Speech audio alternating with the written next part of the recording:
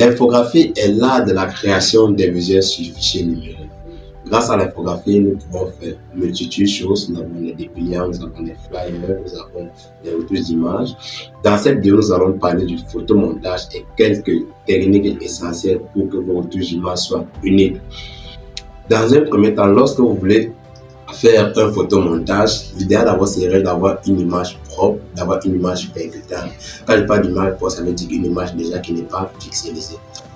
Après avoir eu une image qui n'est pas pixelisée, la deuxième étape qu'il faudrait faire, c'est de la détourer si l'image n'est pas déjà détourée. Et réussir son détourage est une technique à Photoshop très essentielle. Lorsque tu auras déjà ton détourage, sans te mentir, ton montage sera nul parce que le détourage est une partie très essentielle à Photoshop. Alors déjà, réussir ton détourage pour réussir ton montage photo.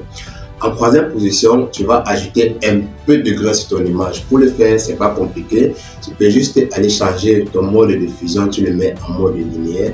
Ensuite, tu ajoutes un peu de grain, ce qui va faire ressortir une petite beauté dans ton image. Lorsque tu ajoutes un peu de grain, la troisième chose qu'il faut faire déjà, c'est d'enlever les taches sur ton visage. Et l'outil qui va t'être utile, c'est l'outil correcteur localisé. Grâce à cet outil va te permettre déjà d'enlever toutes les tâches ou bien tous les boutons qui se retrouvent sur ton image. Tu vas pouvoir bien gérer ton image pour que ton image soit propre, qu'on ne retrouve plus aucune tâche sur ton image.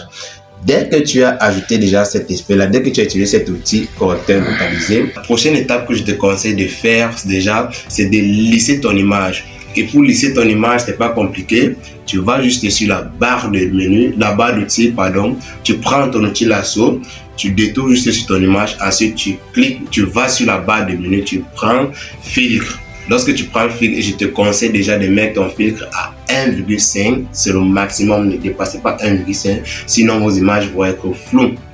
Après avoir mis ton filtre sur ton image, la suite maintenant, tu dois ajouter de l'éclairage. Quand je parle de l'éclairage, je parle du filtre, je parle de la netteté, je parle de la luminosité, je parle de la saturation. Déjà, essaye de jouer avec ce mélange de couleurs. Ne rends pas ton image beaucoup rouge ou bien vert, noir, blanc. Non, il faut jouer avec la qualité au niveau de la teinte et saturation parce que si tu gères mal déjà au niveau des codes, tu peux rater ton image. Et je te conseille déjà de commencer par la luminosité.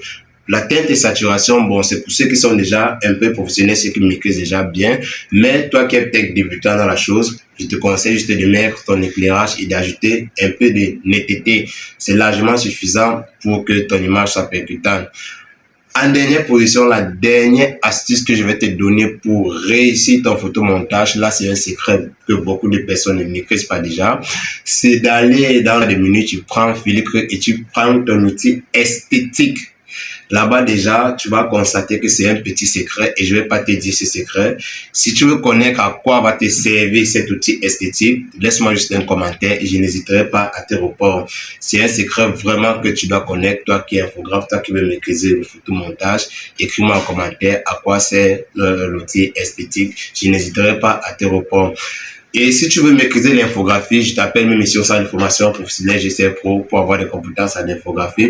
Vous savez que l'infographie, c'est un domaine qui prône le meilleur actuellement. N'hésite pas à venir te former ici même chez nous et bénéficier des bourses que nous donnons. Si tu t'inscris maintenant, l'entrée c'est le 18 novembre 2024. Si tu t'inscris maintenant, tu recevras une réduction de 5%.